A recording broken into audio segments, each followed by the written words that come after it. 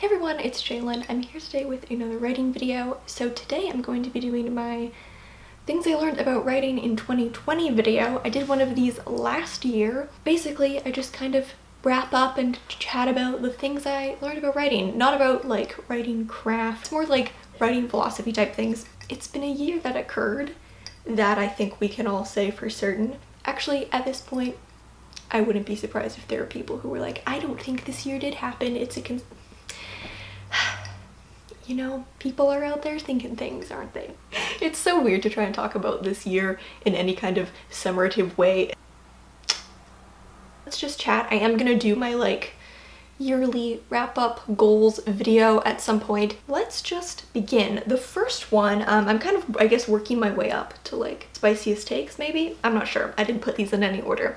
This first one just seems kind of boring, and it's that I prefer to write slowly. I think it became very clear to me this year that the messy first draft philosophy ain't for me, folks. I talked about in my video on this topic last year how I realized that I'm not really into daily word counts anymore, but I think that taking so long to write the novel I finished this year, I finished writing a book this year that took 18 months to draft, definitely taught me that writing slowly is actually kind of a joy. I'd way rather like actually just like immerse into the story, in almost like indulge in it for a longer period of time than rush it and it just be done really quickly. I don't know, like drafting is the most fun part of the process. When I get an idea, that's what I look forward to. I don't actually look forward to it being done. I look forward to when I get to write it. I don't really see the point, for me personally, of trying to rush that process and just get the most fun part of the process over with. It works for some people. Certainly there are people who really like to write fast, and that's just not for me. You know, I've definitely learned, take my time, wrap up as much of the editing as possible also in the first draft to kind of maintain that part of the process that's really fun. It was nice, I think, for me to accept, like, it's not that I can't write fast, it's that sometimes I might choose not to. And with how productivity focused everything is, that can almost be a hard realization to come to, that you can actively choose to write something slowly and that can be the best thing for you. If you watched my video on like writing every day for a month, or my NaNoWriMo vlog, I did NaNoWriMo this year for the first time in like 5 years, and I talked about how near the end I was writing my book quicker than I wanted to, and so I just decided to write it more slowly. You know, 5 years ago that would never have been a choice that I would have like actually seen myself making. That would have been like mind-boggling to me. So my next one, I have also talked about this in a past video, but it's buried just like in a random clip of a vlog somewhere. It's kind of two things wrapped into one, so I'm gonna separate this into 2 points, but they're very related. And it's that editing is not a punishment for writing the book badly the first time. Obviously this wasn't like a conscious belief that I held, that I firmly lived by, you know, it's not like I consciously felt that, but I do think part of me always interpreted editing as the punishment for not writing it well. I always felt like if I were just a better writer and I were just better at this, then I wouldn't be here having to edit this. Like, the fact that I have to edit it is just a punishment for the fact that I couldn't do it perfectly the first time. That ain't true. So that leads me to my second point, which is where I will elaborate on this, which is that making mistakes on the first draft is actually a good thing. Fixing a mistake isn't getting the book to the point that it would have been if you'd written it perfectly the first time. If you make a mistake, you can use that mistake to make the book even better than if you'd never made the mistake.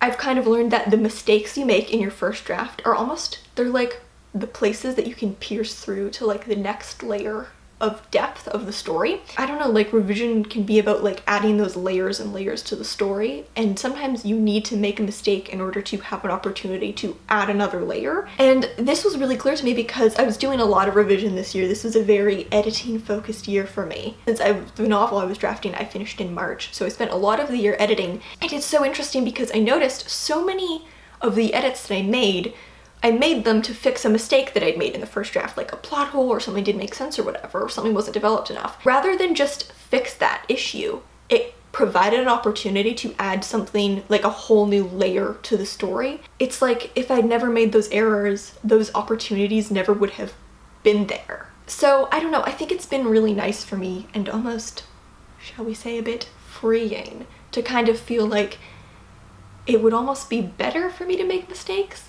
You know, like that's really helped any sense of perfectionism I had, because it's gonna be better in the end if you screw it up now, you know? Going back to my first point about how editing is not a punishment for being a bad writer, I do think I used to always feel like anytime I had to make edits on the story, part of me felt like if I was just a better writer, I wouldn't be here. If I was just a better writer, I wouldn't have screwed it up. I would have just done it right the first time. That is not true. This realization literally came from seeing it happen, like seeing myself go in to fix mistakes and then be like, oh, this turned into something even better than it could have been had the mistake never existed, was honestly very game-changing. So the next thing I learned is, I guess, kind of a trusting your intuition type thing. It's just, if I start to think that something should be changed or should be done a certain way, it almost always should be. I've noticed this pattern with myself where I'll be working on something and I'll get a little thought, and the thought is like, maybe it should actually be like this. And I'll think about it for quite a while. I'll spend like a month like kind of hemming and hawing and being like, should I do this thing? It seems kind of drastic. I don't know. It wasn't initially what I envisioned. If my brain is going, hey, maybe you should do this, pretty much always it's what should be done. The biggest example was this year I restarted a book, and it was because of a situation like this. I had started writing a book in March. I didn't hate how it was turning out, but I wasn't like excited about it either. I just felt weirdly neutral about it, which was kind of weird. I had this little idea that I should restart it and change the form. For so long, I was like, no, this seems so drastic. Why listen to that little voice in your brain that says you should do this? You've been planning this book for years. Why would you just change everything about how it's written and stylized based on a random thought that you had just one day? It would not be the first time that one of those little random thoughts turned out to be right. They pretty much always are, and I think if I start to ask myself, should it be like this? The answer is pretty much always it should be. That's why you're asking yourself this. If you knew that it shouldn't be like this, you probably wouldn't be asking yourself. So the next thing is probably a fairly obvious one, but throwing it in here, is that I don't have to finish everything I write, and I don't have to edit everything I write. I definitely used to feel this pressure to see everything through to the end. And you know, even like with short stories, if I write it, I feel like I've got to edit it, got to get it to a point where I can submit it. And this year there were multiple things that I wrote that I ended up kind of just discarding. Like there were a couple short stories that I wrote and I was like, you know what? Probably just never gonna do anything with this. It's fine. This is a very simple thing, but it's kind of nice to just know that like you're not entering into like a permanent contract with something when you start writing it. You can just move on if you realize it's not for you. I don't know, your time is precious, right? Like where you choose to dedicate your time and how you choose to use your time, I think is a very important thing. And if you just realize this isn't worth my time, you can just move on. No one has to care. It doesn't have to be a bad thing at all. So the next thing is something that I realized from the absence of, not the presence of. And this is like the most like tendy, heartfelt one. And it's, I realized that helping other people with their writing is as integral to my writing process as writing my own work. This year was the first year that I have been not in school since I was in kindergarten. So that's been a fun crisis. Anyways, no one really told me that post-grad crisis, post-grad depression was such a thing, but it is. I've been having a fun time coming out of my degree in writing, where the writing was very like community driven and we were always workshopping each other's stuff, and every single week I was reading stories from other people, and suddenly not having that, I missed it so much just in terms of life path, career trajectory. I don't know if I would feel fully fulfilled with a career as just a writer. I think I would have to do some kind of teaching, some kind of working with people, because it is almost like equally as fulfilling as just writing itself. There were several times where I like edited a story for someone and I just felt like, I don't know, like this sense of like emotional fulfillment that maybe I haven't had very much this year because I've been kind of just, I don't know, out of school for the first time and feeling a bit lost, as you do sometimes, I guess, when you graduate. Was not prepared for that. Really was not prepared for that. So that's nice. That's cute. The next one is one that I have talked about before. I talked about this in my writing selfishly video, and it's that it doesn't matter if other people don't like something that I write, like at all. Like it literally doesn't matter. It doesn't matter. I am someone who cares very deeply about what other people think, to a fault, to the point of emotional distress.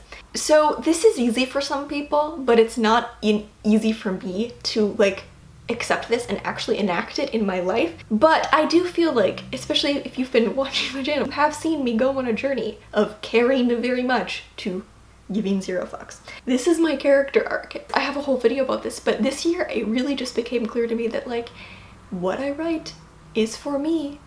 The person who should like it is me. If other people don't like it, that literally doesn't have to have any effect on me whatsoever. Here's the tea.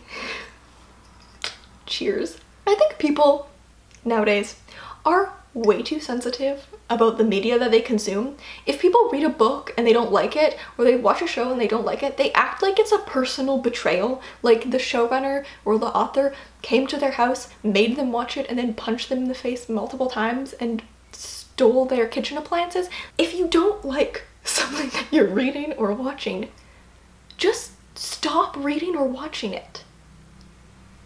What a concept. I just feel like nowadays it's kind of become the norm to get really mad about any media that you consume. And it's one thing to get mad about the media consumed because you find it offensive or problematic, but it's another thing to get mad about the media you consume because you chose to buy the book, you didn't like it, it didn't resonate with you, you didn't really enjoy it, and then, you know, flip shit on Twitter. Like, calm down, everyone. And, you know, I guess I've just realized that if those people are gonna be mad, they're gonna be mad. Oops. Oh well. The closer I get to the point where I'm gonna start querying my book, which is hopefully going to be next year, the more it's inevitable that someone's gonna leave a scathing 1-star review on Goodreads. It's gonna happen. But, oh well.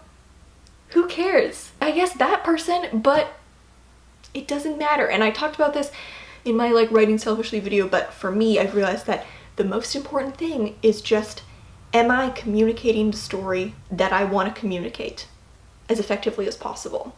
If I am doing that and I have communicated the story I set out to communicate effectively, if someone doesn't like it, it's not my problem. This just wasn't the book for them, which is fine.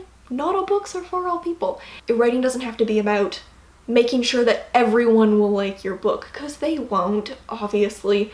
It's just about asking myself, am I telling this story I wanted to tell to the best of my ability? Because if I'm doing that, then I can sleep soundly at night, even if people hate it. I've got 2 more. First one is that writing is not about controlling your story. You're not working against it. You're working with it. Like, it's not something that you need to conquer or something you need to defeat or something that you're fighting. It's something that you're working in harmony with. Like, it's a partnership.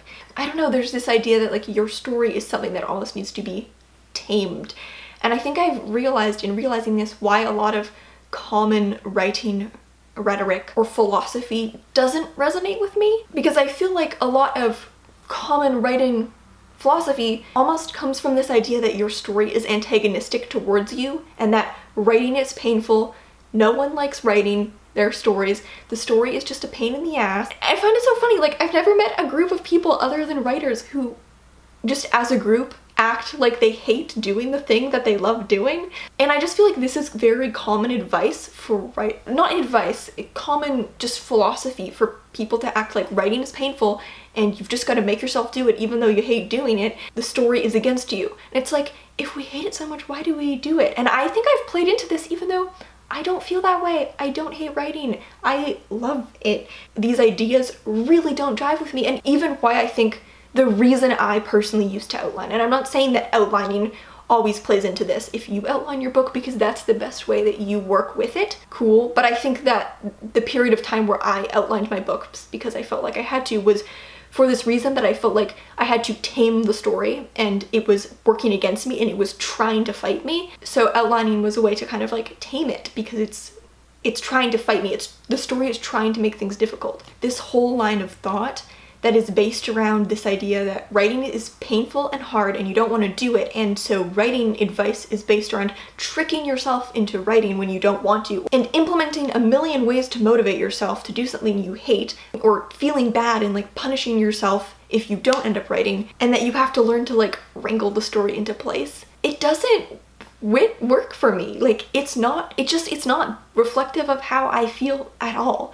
You know, I look forward to writing. When I'm working, I look forward to be done working so I can write. Like, I don't feel like it's painful. I don't feel like the story is out to get me and it's antagonistic. I feel the opposite about that. It sounds weird because it's framing the story as like a living being, but I almost think there's like can be a beauty in reversing the power dynamic. Like, instead of this idea that you have to conquer the story, maybe kind of saying, maybe I just want to let the story take my hand and guide me and let it show me what it wants to be. Put my trust in it rather than me being the boss. And I think that this is related to my final point, which is that writing doesn't have to be about knowing the story to begin with.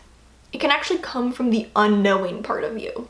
I have continually realized that I am not fueled by confidence in the story. I'm actually fueled by my curiosity for it. So many of my favorite things that I've written, and not just my favorite things in terms of the end product, but the things that were the most fun to write, were the things that when I started writing them, I didn't know what they were. I just like put my faith in that unknowing. You kind of sometimes have to just like take that leap of faith, I think. Not knowing what the story was yet is kind of what let it bloom and what made me fascinated with it. I'm not inherently fascinated by things I already fully understand because I already understand them, and so there's no drive to figure it out. I write because I want to know or I want to understand, not because I already do know or already do understand. And for me, so much of my writing is literally fueled by doubt and confusion and not knowing rather than confidence or knowledge or understanding to begin with. I have just realized that my greatest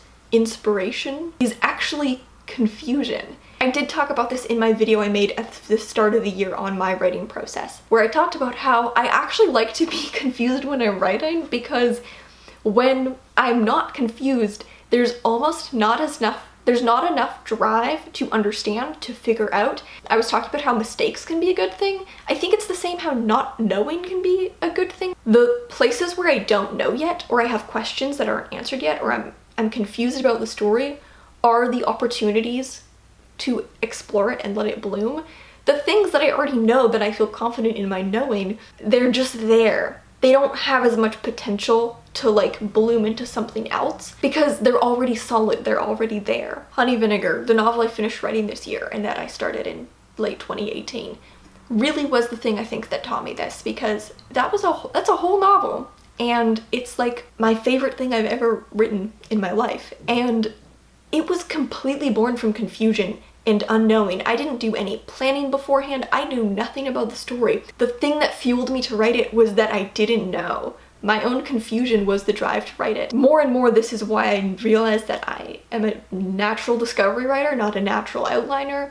When I know everything, it's really not as fun. Writing is less fun when I'm too confident, but also it doesn't turn out as well because it's just not as rich with potential. So much for me of writing is the chance to explore and get to explore something. You're not really exploring something if you already know everything about it. Like, it's that chance to explore something that is new to me that I don't yet understand. I want to go into the story not knowing. I want to be confused. I want to not know how the story ends up or not know everything about the character yet.